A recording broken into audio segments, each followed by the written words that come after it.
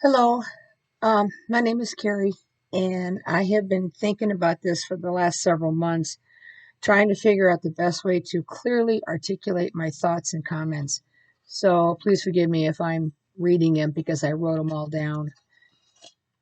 I have been involved with a cat rescue for many, many years, working with a rescue in Michigan, along with fostering and being a board member. When I moved to Utah, I found a couple of Facebook transport groups that I joined and helped by volunteering with being part of transporting cats and kittens across the country to their forever homes. I am so privileged to have known these people. At this time, I was friended on Facebook by Bev, another person working to help rescue and network cats. Over the years, we have become great friends. This is when I became a part of Snow Camp Animal Sanctuary, and I have been working with this sanctuary for almost 9 years. One of the things that I have learned over my life is that being in animal rescue is supposed to be about the animals we are trying to save, not about our egos.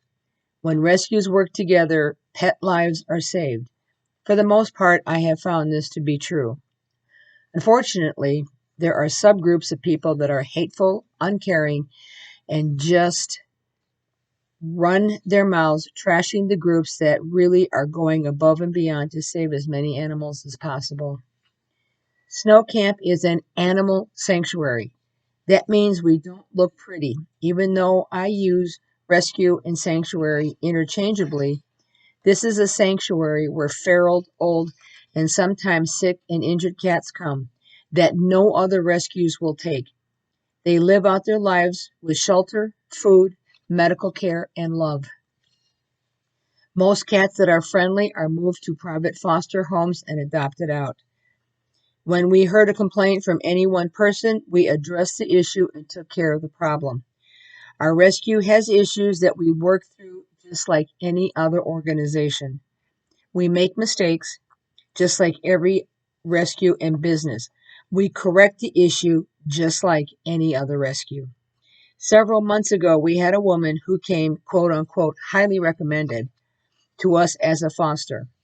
Unfortunately, our mistake was not getting a signed foster agreement with her. We went ahead based on the recommendation we received. I personally met this woman 3 times. Once she came to my house to pick up medication. Another time I met her halfway to give her medication. And the third time was to give her 2 Maine Coon mixes she was going to foster for us. Now, anyone involved in rescue knows that we cannot force people to foster. We cannot force people to adopt, and time frames get pushed back. We thought it would be 3 to 5 days for us to get these 2 adopted. Another foster was to take Yin and Yang. However, the foster was delayed and 2 weeks before we had an adopter for them. At that point, this foster, who sent me a text admitting that she had spoken with the Casey Mainer from the Facebook group Charlotte Rescue and TNR Warriors, took it upon herself to claim we abandoned those cats, gave them to the rescue group Heart of a Lion, run by an Angela B., who in turn shipped them to some detective gentleman in Florida. It took a few months to figure out what we could possibly do to get our cats back. I sued Marcia in small claims court, and Angela, owner of the Facebook group Charlotte Rescue and TNR Warriors, also attended with her.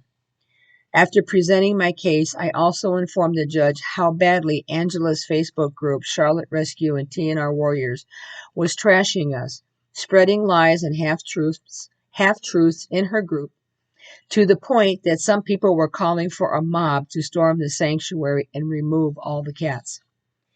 At this point, the judge admonished Angela and Marcia to stop and put an end to anyone trashing Snow Camp. Angela leaned over and told me that the page did not belong to her, but I responded that I was informed the page did in fact belong to her. Yet when I had access to that page, her name was listed along with Casey Mainer's name as administrator. And I told Angela that. That night, Angela's name had been removed from the page. I was also blocked. So much for transparency. The judge ruled that Marcia had to reimburse us/me for the monies we paid to get the cats vetted and for my court costs. Her ruling gave me the impression that the judge believed these two women were wrong, and the judge stated this was the most this level of court could do. Casey Maynor contacted me with the comment, quote, "I just want to help," unquote, which was a lie. What she demanded was that we prove to her that we are not endangering cats, that our property is in good shape, etc., etc. She did continue to tell me that, quote unquote, some fosters said, some adopters said, I cannot address any issues appropriately when I don't know who actually made a complaint. There are always two sides to the story, but even when I tried to address several complaints in the group forum, those people refused to listen. It made no difference what I said. Big question is, how would Casey know who our adopters or fosters are? Before I was blocked from the page for Charlotte Rescue and TNR Warriors, I saw a posting by Casey claiming that if anyone wanted to see the truth about the small claims case, they could read the transcript, also implying that she had a copy of the transcript. I called the clerk of the court the next day and verified again that small claims court is not a recording court. They do not have transcripts, only an order of what the judge's ruling was. The judge ruled in our Snow Camp's favor. The abandonment claim was a complete lie and distortion on Casey's part. If you would like to see the actual document, I can post it. Due to these people, Snow Camp has lost potential adopters, potential fosters, and donations. It is my understanding that we are not the only rescue slash sanctuary these people have gone after with unconfirmed rumors and vigilantism. It just makes me sick that this wonderful lady who runs Snow Camp has been subjected to such horrible treatment from people. I have come to know and am proud to work with and help her as much as I can. These people don't know who Bev or I are. Someone even claimed that since Bev doesn't live in North Carolina, she has no business being a part of Snow Camp in any shape or form. How stupid is that? How many people donate from other states? How many transports are located exclusively in North Carolina? How many rescues in other states take cats and dogs from North Carolina? I guess with this logic, none of this type of rescue should be occurring either. Help is help. All monies collected go into the sanctuary to help save the next animal, pay the next vet bill, especially for cats and kittens. For the foreseeable future, Snow Camp is going to be here, and we will continue to save as many cats and kittens as possible. I, as a volunteer for Snow Camp, will continue to speak out against people who know nothing about the day-to-day work that goes into running the sanctuary. Thank you for listening.